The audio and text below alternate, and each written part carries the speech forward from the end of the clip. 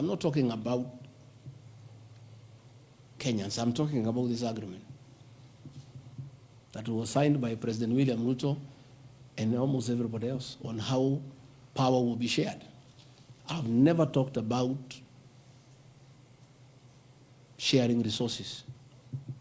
I have been talking about power sharing for people to get what they deserve in sharing power in accordance with this agreement. Like, for example, in an agreement between UDA, ANC, and Ford Kenya, the UDA would nominate the president and the deputy presidential candidates, which has happened. I got my share, although I have no share certificate. The president would guarantee the stature, dignity, financial and operational autonomy of those of the deputy president. It's in the agreement. The office of the deputy president will be allowed specific duties identified at Article 21 of the agreement. ANC will be allocated a position of prime cabinet secretary to be established within 14 days. It was given to Musalia. The office of the deputy president, Ford Kenya will be allocated the position of the Speaker of the National Assembly, which was given to Moses Wetangula. In accord with Article 2.1 of the Power Sharing Agreement, ANC and Ford Kenya would have a 30% share of national government positions.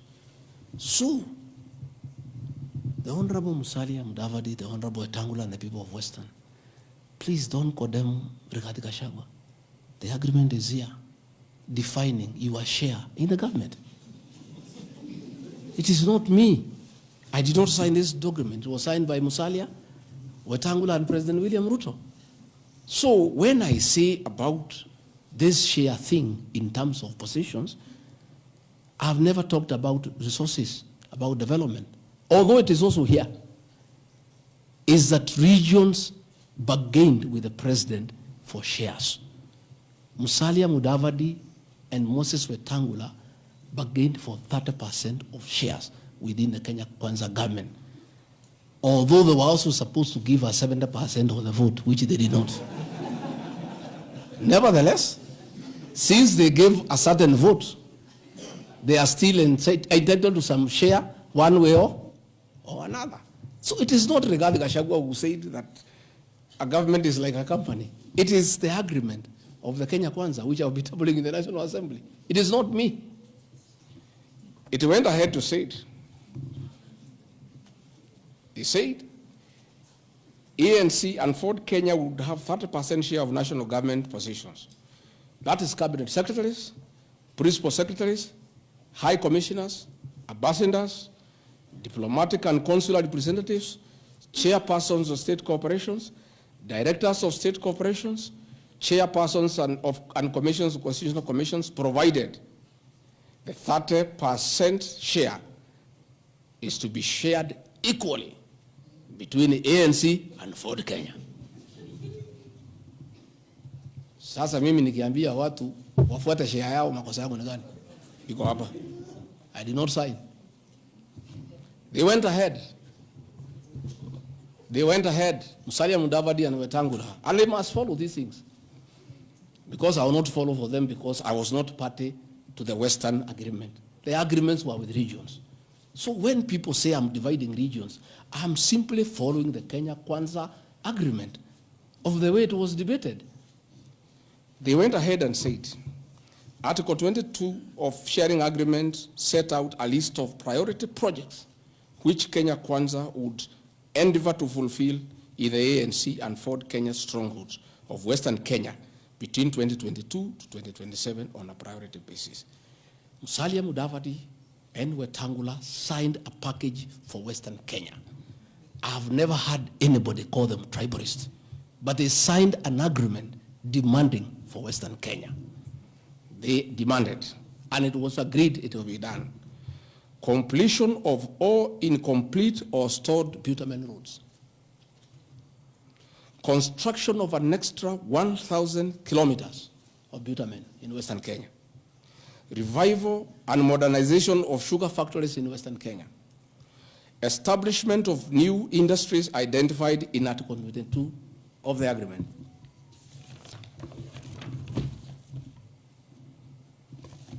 Ladies and gentlemen, this is the Kenya Kwanza agreement on shareholding.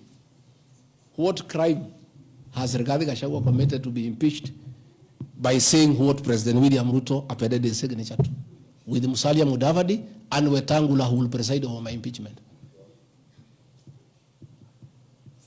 What crime has this man committed? The crime of this man is just being truthful, because people do not want these things to be known. That is a problem. People have a problem that I'm a truthful man. The people of Western Kenya has now known today what their leader signed with President William Ruto. It is upon them to demand their share as per this agreement. I did not sign this agreement. I will read the people who signed. But because I was present and I'm a truthful man, I fight for the people of Western Kenya. Power sharing agreement between Kenya Kwanza and PA of Amason Kingi. I want to give 2 examples. Yeah?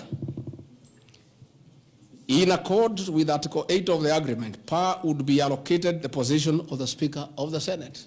He negotiated for himself. Let's be truthful. You brought this motion. We'll discuss. The people of Kenya must know the truth, so that if Rigathi Gachagua is being crucified for being truthful, let the people of Kenya know why he is being crucified. How can Moses Wetangula say I should be impeached because of saying people to get their shares, when he is a signatory to a share agreement with the president on what will go to Western Kenya? And then they accuse me of tribalism. They did not say anything should go to Central or Mount Kenya. They talked about Western. When I say something for Mountain, I'm a tribalist. King, he said, position of Speaker, you are Mepewa. Article 9A of the Power Sharing Agreement, PA would nominate the candidate for appointment of 1 principal secretary when Kenya Kwanza came to power. Amepewa. For Article 9B, the Power Sharing Agreement, Kenya Kwanza and PA would agree on what share of national government positions, cabinet secretaries, principal secretaries, high commissioners, ambassadors, diplomatic and consular representatives, chairpersons, state corporations, etc., etc. Power sharing agreement, that is a word, so that nobody should ever again in this country ever accuse me of talking of shares. It is not me. It is my boss, President William Ruto, who appended his signature with other leaders that Kenya is like a company of shares. It is not me. And he signed the agreements. Sharing Kenya is here, it's being shared. True or false? True or false? They have shared the Speaker, they have shared the Senate, they have shared Deputy President, they have shared the President. That's what I've been saying. And then I'm being told that I'm dividing the country along ethnic lines. I did not append this signature. I'm just being truthful. That is my crime. People want these things to be hidden so that they pretend to be nationalistic and say Rigathi Gachagua is tribal. But the people who append these signatures are the ones who should explain why they were signing things for their regions only. Yet they say they are national leaders. Power sharing agreement between the Kenya Kwanza coalition on one part and the Communist Party, nini. So, Service Party, at least I saw Chama cha Kazi. They say the party leader should get something. Moses Kuria was given something. The Service Party of Mwangi Kiujuri got nothing. You know? So, unajua sasa, ile shida iko Kenya hii ni ukora. And people not being truthful. The agreements are here. Like in a Communist Party, they have been making noise. They signed an agreement, they have not seen anybody. Yeah? So,